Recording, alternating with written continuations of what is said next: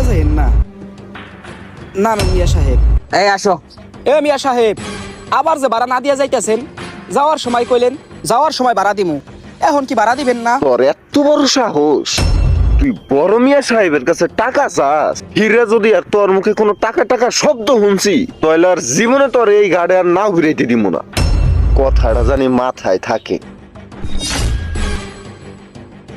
হায় রে মানুষ, গরিব মানুষের পেটেই খালি লাথি মারতে পারে, কি আর করার।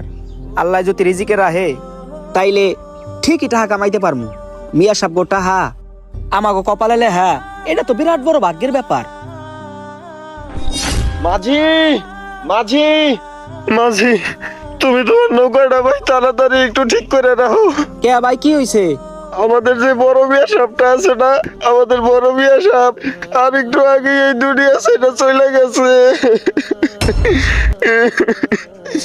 এখন তোমার এই নৌকাই করিয়া বড় মিয়া সাহেবের